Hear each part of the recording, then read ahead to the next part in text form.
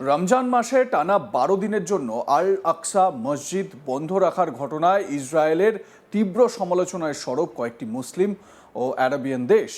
কাতার, Jordan, Indonesia, তুরস্ক, Pakistan, Saudi Arabia, মিশর এবং ইউনাইটেড আরব এমিরেটস, এই ৮ দেশের বিদেশমন্ত্রীরা এক যৌথ বিবৃতিতে এই সিদ্ধান্তের নিন্দা জানান।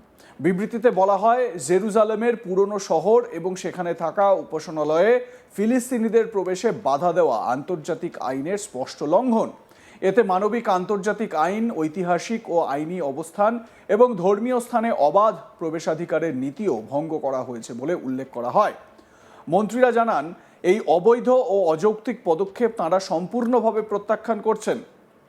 তাঁরা আরও বলেন, আল আকসা মসজিদে ইসরায়েলের উস্কানিমূলক কার্যকলাপ এবং মুসলিমদের বিরুদ্ধে পদক্ষেপও গ্রহণযোগ্য নয়। বিবৃতিতে জোর দিয়ে বলা হয়, দখল করা জেরুজালেম কিংবা সেখানে থাকা ইসলামিক ও খ্রিশ্চান পবিত্র স্থানগুলোর ওপর ইসরায়েলের কোনো সার্বভৌম অধিকার নেই।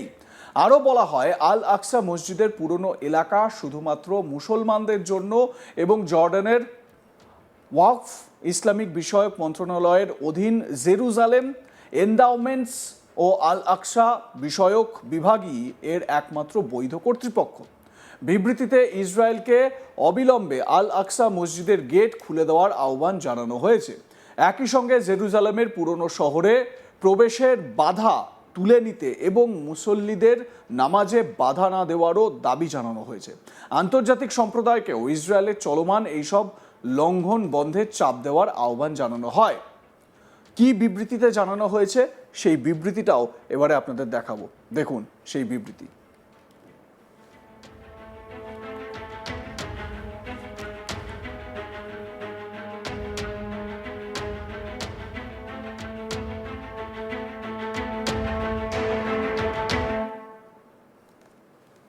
বিবৃতিতে বলা হয়েছে, কাতার, জর্ডানের হাশেমি রাজ্য, সংযুক্ত আরব আমিরাত, ইন্দোনেশিয়া, পাকিস্তান ইসলামিক রিপাবলিক, তুরস্ক প্রজাতন্ত্র বা তুরস্ক রিপাবলিক, সৌদি আরবিয়া এবং মিশরের বিদেশ মন্ত্রীরা ইসরায়েলি দখলদার কর্তৃপক্ষ কর্তৃক পবিত্র রমজান মাসে মুসলিম উপাসকদের জন্য আল আকসা মসজিদ, আল হারাম আল শরীফের দরজা অব্যাহতভাবে বন্ধ রাখার নিন্দা জানিয়েছেন। জেরুজালেমের পুরনো শহর এবং এর উপাসনালয়ে প্রবেশের উপর নিরাপত্তা বিধিনিষেধ এবং পুরনো শহরের অন্যান্য উপাসনালয়ে বৈষম্যমূলক এবং স্বেচ্ছাচারী প্রবেশের বিধিনিষেধ, আন্তর্জাতিক মানবিক আইন, ঐতিহাসিক ও আইনি স্থিতাবস্থা এবং উপাসনালয়ে অবাধ প্রবেশের নীতিসহ আন্তর্জাতিক আইনের সুস্পষ্ট লঙ্ঘন। মন্ত্রীরা এই অবৈধ ও অযৌক্তিক পদক্ষেপের সম্পূর্ণ প্রত্যাখ্যান এবং নিন্দা জানিয়েছেন। সেই সঙ্গে আল আকসা মসজিদ, আল হারাম আল শরীফ এবং উপাসকদের বিরুদ্ধে ইসরায়েলের অব্যাহত উস্কানিমূলক কর্মকাণ্ডেরও নিন্দা জানিয়েছেন। তারা জোর দিয়ে বলেছেন যে অধিকৃত জেরুজালেম বা এর ইসলামিক ও খ্রিস্টীয় পবিত্র স্থানগুলির উপর ইসরায়েলের কোনো সার্বভৌমত্ব নেই। এদিকে ইসরায়েলি বাহিনী বলছে, ইরানের সঙ্গে চলমান সংঘাতের কারণে নিরাপত্তা ব্যবস্থা জোরদার করা হয়েছে। তবে ফিলিস্তিনি বিদেশ মন্ত্রণালয় বলেছে, এই সিদ্ধান্ত ফিলিস্তিনিদের অধিকারের স্পষ্ট লঙ্ঘন। অন্যদিকে হামাসও এই পদক্ষেপের নিন্দা জানিয়েছে। তাদের দাবি, আল আকসা মসজিদ বন্ধ রাখা ইতিহাসে একটি বিপজ্জনক নজির তৈরি করছে এবং এটি ধর্মীয় স্বাধীনতার স্পষ্ট লঙ্ঘন। এবারে এই সংক্রান্ত যে বিষয়, ইরান যুদ্ধের মধ্যে এই আল আকসা মসজিদ বন্ধ রাখা, এটা নিয়ে যে উত্তেজনা আরও বাড়বে সে কথা স্পষ্ট বলাই যায়। মধ্যপ্রাচ্যে বাড়তে থাকা উত্তেজনার মধ্যে ইউএইর অন্যতম গুরুত্বপূর্ণ আর্থিক এলাকা দুবাই ইন্টারন্যাশনাল ফিনান্সিয়াল সেন্টারে শুক্রবার সকালে একটি অস্বাভাবিক ঘটনা ঘটেছে। একটি ক্ষতির চিহ্ন দেখা গেছে, একটা ক্ষতর চিহ্ন দেখা গেছে। এই চিহ্ন দেখা গেছে যা ঘটেছে একটি ক্ষেপণাস্ত্র হুমকি মোকাবিলার পর। আন্তর্জাতিক একটি সংবাদ সংস্থার প্রতিবেদনে বলা হয়েছে, শুক্রবার সকালে দুবাই শহর জুড়ে ক্ষেপণাস্ত্র সতর্কতা জারি করা হয়। সেই সতর্কবার্তার পর শহরের আকাশ প্রতিরক্ষা ব্যবস্থা সক্রিয় করা হয়। স্থানীয় প্রশাসনের সঙ্গে তথ্য অনুযায়ী বা স্থানীয় প্রশাসনের যে তথ্য, সেই তথ্য অনুযায়ী দুবাইয়ের বহু বাসিন্দার মোবাইল ফোনে জরুরি সতর্কবার্তা পাঠানো হয়। সেখানে জানানো হয় যে সম্ভাব্য আকাশপথের হুমকি আসতে পারে। এই সতর্কবার্তার পরই দুবাইয়ের আকাশ প্রতিরক্ষা ব্যবস্থা সক্রিয় করা হয় এবং সম্ভাব্য হুমকি মোকাবিলার ব্যবস্থা নেওয়া হয়।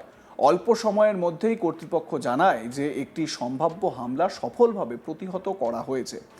এই ঘটনার কিছুক্ষণের মধ্যেই সামাজিক মাধ্যমে বেশ কিছু ভিডিও ছড়িয়ে পড়ে। সেসব ভিডিওতে দেখা যায় দুবাইয়ের আর্থিক এলাকার একটি ভবন থেকে কালো ধোঁয়ার বড় কুণ্ডলী আকাশের দিকে উঠছে। এই ভিডিওগুলো দ্রুত সমাজ মাধ্যমে ভাইরাল হয়ে পড়ে এবং মানুষের মধ্যে উদ্বেগ তৈরি করে। পরবর্তীতে জানা যায় যে ভবনে ক্ষতির চিহ্ন দেখা গিয়েছে, সেটি হলো ডিআইএফসি ইনোভেশন হাব। শুক্রবার সকালে দেখা যায় ভবনের বাইরের অংশে কিছু ক্ষতির চিহ্ন রয়েছে। স্থানীয় সূত্রে জানা গিয়েছে ভবনের বাইরের ফ্যাসাড বা বাহ্যিক অংশের কিছু অংশ ক্ষতিগ্রস্ত হয়েছে। কিছু জায়গায় আগুন লাগার চিহ্নও দেখা গিয়েছে। এছাড়া ভবনের বাইরের ক্ল্যাডিং বা আবরণী অংশের কিছু টুকরো ছিঁড়ে পড়ে গিয়েছে বলে খবর পাওয়া যাচ্ছে। তবে পুরো ভবনটি ধ্বংস হয়নি এবং বড় ধরনের ক্ষয়ক্ষতি হয়নি বলেই প্রাথমিকভাবে জানানো হয়েছে। এই ঘটনার পর দুবাই মিডিয়া অফিস প্রথমে একটি সংক্ষিপ্ত বিবৃতি দেয়। তারা জানায় যে এটি সম্ভাব্য হুমকি সফলভাবে প্রতিহত করা হয়েছে। তবে ঠিক কী ধরনের হুমকি ছিল বা সেটি কোথা থেকে এসেছিল সে বিষয়ে তখন বিস্তারিত কিছু জানানো হয়নি। কর্তৃপক্ষ তখনও ভবনের ক্ষতির পরিমাণ সম্পর্কে বিস্তারিত তথ্য দেয়নি। তবে ঘটনাস্থলে দ্রুত উদ্ধার ও নিরাপত্তা বাহিনী পৌঁছে যায়। জরুরি পরিষেবা দল এলাকাটি ঘিরে ফেলে এবং পরিস্থিতি নিয়ন্ত্রণে আনার কাজ শুরু করে। আধিকারিক সূত্রে জানানো হয়েছে ঘটনাস্থলে দ্রুত ব্যবস্থা নেওয়ার ফলে পরিস্থিতি দ্রুত নিয়ন্ত্রণে আনা সম্ভব হয়েছে। সবচেয়ে গুরুত্বপূর্ণ বিষয় হলো এই ঘটনায় কোনো হতাহতের খবর পাওয়া যায়নি। অন্যদিকে দুবাই মেরিনাতেও আরও একটি ছোট ঘটনা ঘটেছে। কর্তৃপক্ষ জানিয়েছে একটি ভবনের বাইরের অংশে সামান্য ক্ষতি হয়েছে। দুবাই মিডিয়া অফিস জানায় এটি সফল প্রতিরোধ অভিযানের পর আকাশে ভেঙে পড়া ধ্বংসাবশেষ ওই ভবনের গায়ে এসে পড়ে। তার ফলে ভবনের বাইরের অংশে সামান্য ক্ষতি হয়। তবে এই ঘটনাতেও কেউ আহত হননি, কোনো এলাকা খালি করতে হয়নি। কর্তৃপক্ষ আরও জানিয়েছে পরিস্থিতি দ্রুত নিয়ন্ত্রণে আনা সম্ভব হয়েছে। সেই কারণে কোথা থেকে মানুষকে সরিয়ে নেওয়ার প্রয়োজন পড়েনি। অর্থাৎ কোনো এলাকায় বড় ধরনের জরুরি অবস্থা তৈরি হয়নি। যে এলাকায় এই ঘটনা ঘটেছে সেই দুবাই ইন্টারন্যাশনাল ফিনান্সিয়াল সেন্টার মধ্যপ্রাচ্যের অন্যতম গুরুত্বপূর্ণ আর্থিক কেন্দ্র। এখানে বিশ্বের বহু বড় বড় আন্তর্জাতিক ব্যাংক, বিনিয়োগ সংস্থা এবং আর্থিক প্রতিষ্ঠান রয়েছে।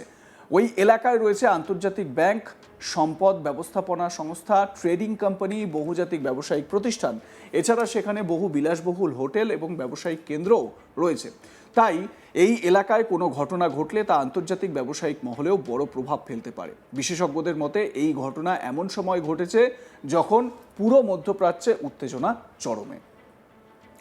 আপনাদের মতামতের বিষয় কি জানাতে থাকুন, দেখতে থাকুন আজ তাক বাংলা। সাবস্ক্রাইব করুন আমাদের ইউটিউব চ্যানেলটি, বেল আইকন প্রেস করুন নোটিফিকেশন পেতে।